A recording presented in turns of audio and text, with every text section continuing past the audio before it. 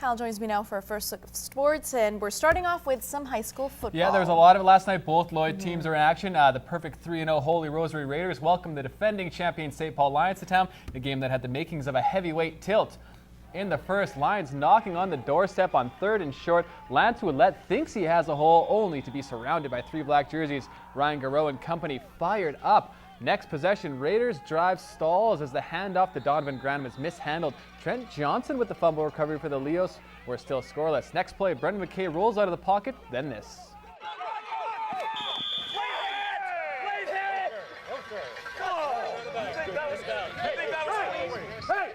You talk to my kid, I'm coming over there in a bad mood, John. I swear to God. I swear to God. Talk to your own kid. Talk to your own kids, not mine.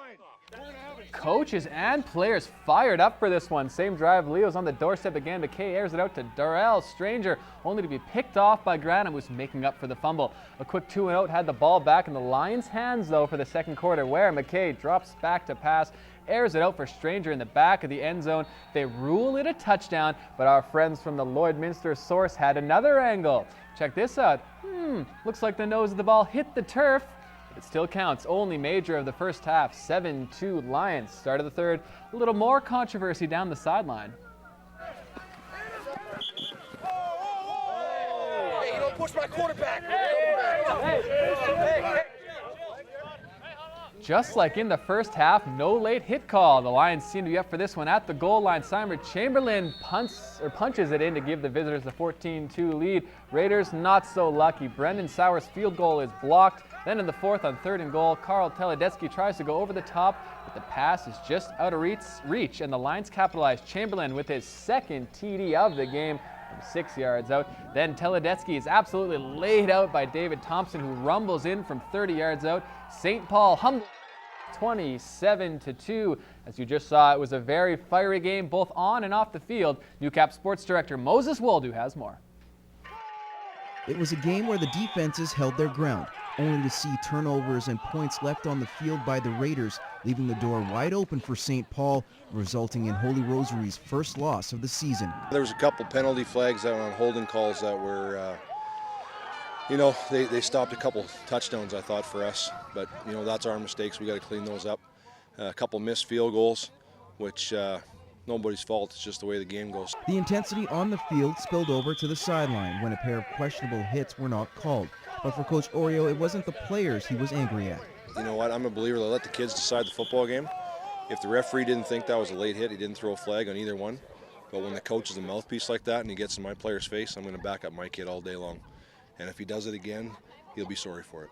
The Lions were arguably the toughest test for the Silver and Black compared to their first 3 games involving teams with a combined 0-8 record. A reality check for the players. Yeah, I suppose that it'd be a lot more helpful if we had an easier matchup. But, we had that the past 3 weeks and we needed this. We really needed to get harder. We needed, more composure. The score in this game is motivation, and we're going to use that to drive us for the rest of the season. So we got some work to do. We've got good kids. We've got good athletes. We just have to put it together. We can heal after this loss, learn a few things from it, and kids need to realize they have to commit. Moses Woldu, Newcap Sports. While the Raiders were at home, the Lloydcombe Barons were on the road in Bonnyville as part of the Scott MacDonald Memorial fundraiser. Barons already leading 7-0 in the first. Kirk Hand behind center for this one, and he looks deep for Denton Collins. Right on the money. Lloydminster up 14-0. A Bonnyville field goal would cut the lead to 14-3 late in the first. Barons in the red zone.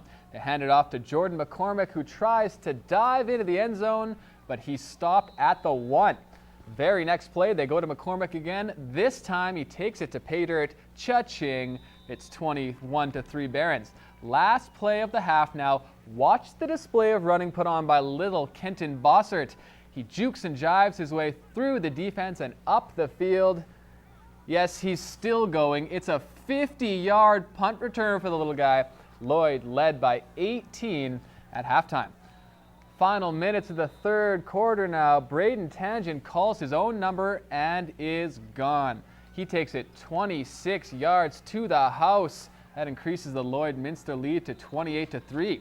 Now how about one more for the Barons? This time they work the screen pass to perfection. McCormick does the rest. for his second touchdown of the game. The Barons take this one 35-3 to get back to 500 on the season, while Bonnyville remains winless.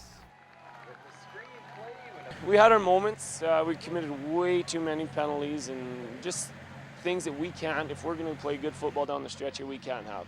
But the goal was to come here and get 2 points, get back to 2-2, and that's where we're at. And I guess objective achieved, and on we go to next week. We were playing as a team, everyone was trying. We were having fun out there, and that really makes us go harder, I guess.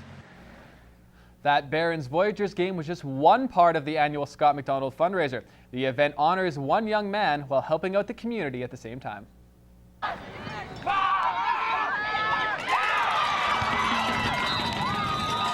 Football was the backdrop Friday night in Bonnyville as hundreds came out for the 4th annual Scott MacDonald Memorial fundraiser. Tyler Jan started the event in 2010 to remember MacDonald, a Voyageurs alumnus who passed away from cancer shortly after graduating. Scott was kind of a buddy and a mentor of mine, so just decided, you know what, why not go put something towards a good cause. Along with a double-header of local football, the 2013 edition featured a silent auction, 50-50 draw, and for the first time, someone had the opportunity to kick to win a brand new Ford F-150. Jan is amazed at how the event continues to grow year after year. That wasn't what I intended when I started it, but you know what, it's just grown to such a bigger and better thing that I could have hoped for. All proceeds go right back into the community. Last year, more than $10,000 was raised. Each year we try and just kind of spread it out as best we can, but keeping towards the cancer side of things. While the majority of funds this year will go to the Bonnyville Cancer Center, about 20% is set aside for the Scott MacDonald Scholarship Fund. It's for graduating players that are thinking about going into junior football, any kind of football after, or even just into schooling. They just have to apply for it. It's a great idea, getting kids to better their education and just better their lives. And it's the sense of community the event creates that's sure to keep it going strong for years to come. My favorite part is just seeing all the guys from my years still coming up, and seeing all the new kids that are participating and really getting into the spirit of football.